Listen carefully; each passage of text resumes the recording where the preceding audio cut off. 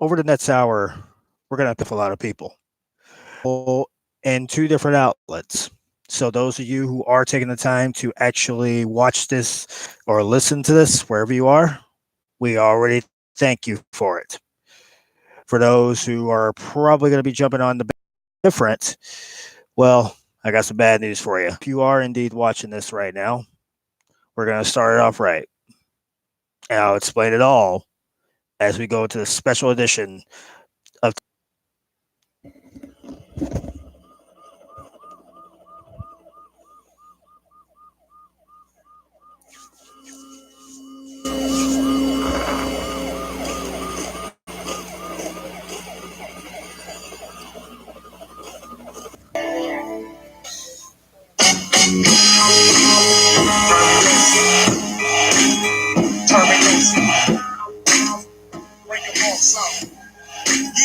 to this special edition TLC. I am on push for the. We be getting ready, but today about that. Today we're gonna keep sports the way it is because apparently that's supposed to do. Now, if my eyes look a little bloodshot, it's because of the fact that I have been spending the last 48 hours scamming through every single ounce of footage that I can find in regards to everything that I have known, everything I have seen, everything I have heard over the past few years. If people are just trying to figure out exactly what the hell I'm talking about, it's the state of our union, which is pretty much what it is. This is pretty much the state of our union that needs to be said.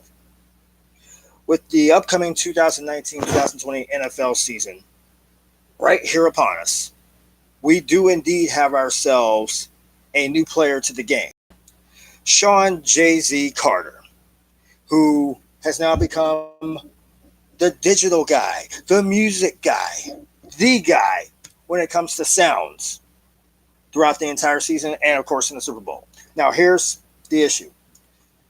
We've all seen the interviews that he had members of the media because we have to bear in mind, Jay-Z is the exact same guy that literally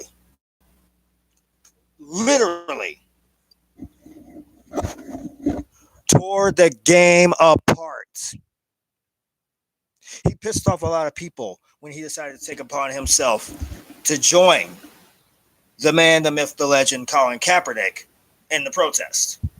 Now, for those who are just trying to figure out, maybe Colin Kaepernick doesn't want to play football anymore. Maybe he's had his fill of the game. Maybe he's had his fill of the sport.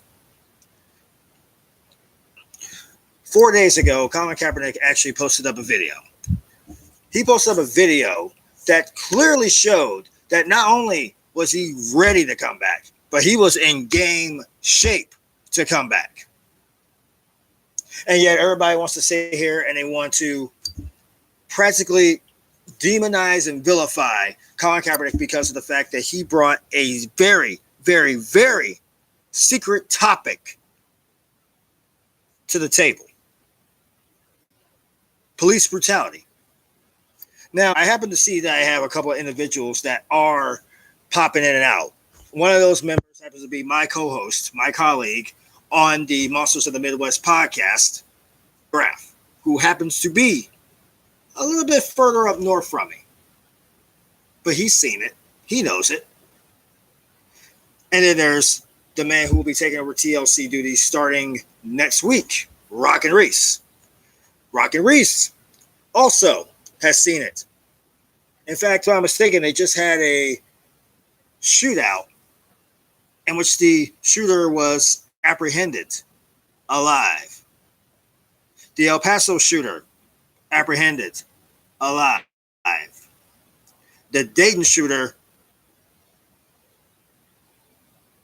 gone. Now, here's the issue that I'm having here. All these distractions around us, do we have time to sit here? Do we honestly have time, Captain, to focus on sports? Why not? Dan Le Batard pretty much had the focus. Dan Le Batard actually had the perfect plan. His own radio show, his own podcast, he called out ESPN. The very individuals who say that we're only supposed to focus on sports and that is it. We're not going to bring politics to the table. Newsflash, ESPN. It was brought to the table the very moment that the Jagoff of the United States took the oath of office. When Donald Trump became president of the United States, your United States, he pretty much made it clear that if you ain't rich and you ain't white, you're fucked.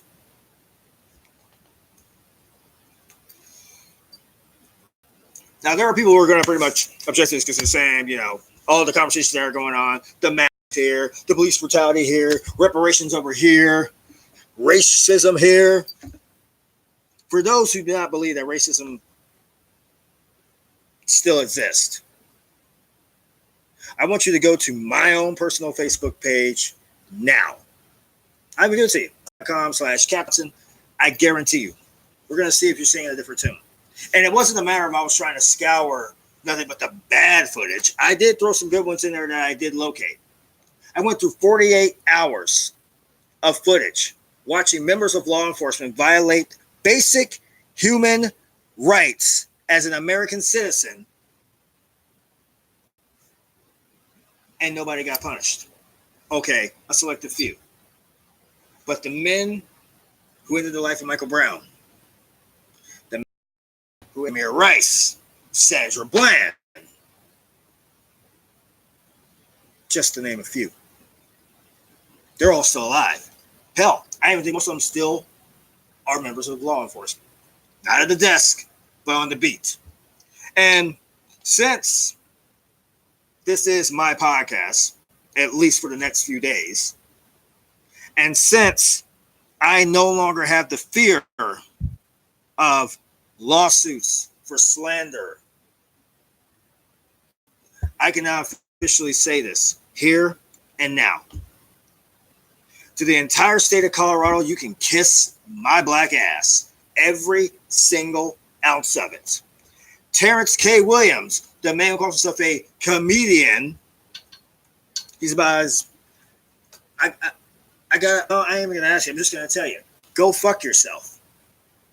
The nerve of you to try to be that good old houseboy because you know your job is about to get taken by Jay-Z, who we'll get to in a minute.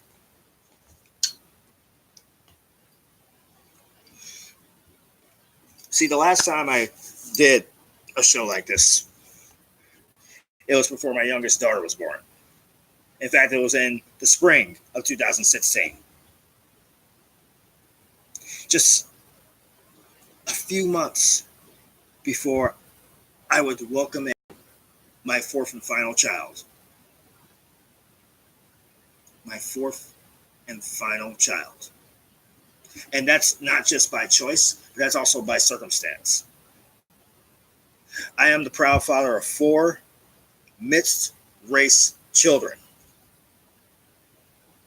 And even to this day, in 2019, when the technology's gotten bigger, the tools have gotten smoother, where everything is pretty much in a snap of a finger and a push of a button,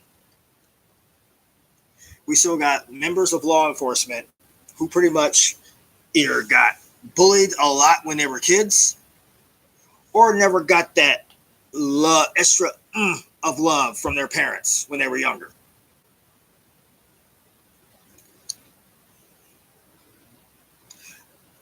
For those who believe that we're just supposed to obey the police, no, we don't. That's what every single one of those was trying to drill into the heads. This isn't propaganda. This isn't hype. This is proven.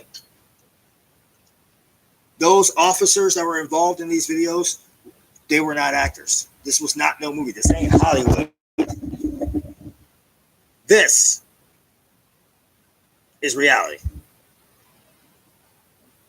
When minorities are getting killed at a rapid pace and being exterminated at a rapid pace, we're losing everything. We're losing the battle. We're losing it all.